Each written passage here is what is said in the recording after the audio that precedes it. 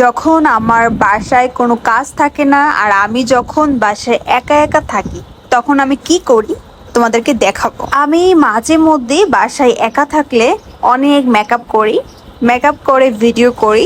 তারপর আমার একটা জামাই আছে যাকে নিয়ে আমি খুব এনজয় করি আর খেলাধুলা করি। জামাইয়ের কথা শুনে তোমরা অনেকে অপেক্ষা করতেছিলে যে আমার জামাইটাকে, সো ফাইনালি এই হচ্ছে আমার সেই জামাই যাকে নিয়ে আমি রাত্রেবেলা জড়িয়ে ধরে ঘুমাই আর যাকে ছাড়া তো আমরা ঘুম আসেই না।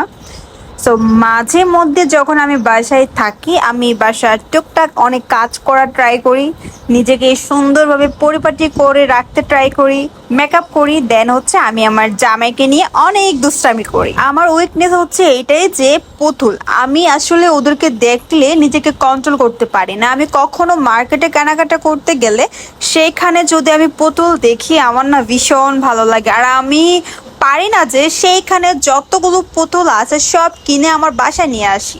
সো এইটা হচ্ছে আমার বার্থডেতে পাওয়ার একটা গিফট ছিল, তোমরা অনেকে হয়তো বা জানো বা জানো না।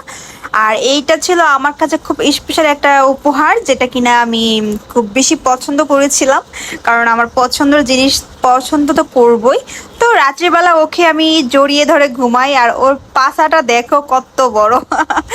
যাই হোক, আমি বাসায় থাকলে কি করি, সারাক্ষণ পুতুল নিয়ে খেলি, বারান্দায় বসে থাকি, চা কফি খাই, রুম গুছাই, রুমের কাজ কাম করি, অল্প মেকআপ করি, তারপর হচ্ছে বারান্দায় গিয়ে একটু নাচানাচি করি, রুমের মধ্যে একটু নাচানাচি করি, বা হচ্ছে এইভাবে একটু দুষ্টামি ফাজলামি করি, হচ্ছে আমি দিনটা কাটিয়ে দিই। মানে যেদিন হচ্ছে আমার অফ ডে থাকে বা আমার বাইরে যাওয়ার কোনো প্রয়োজন থাকে না, তো সেই দিন যখন একা একা থাকি ওই দিন আমি এগুলাই করি। তো সবাই ভালো থেকো, আল্লাহ হাফিজ, bye bye everyone, love you.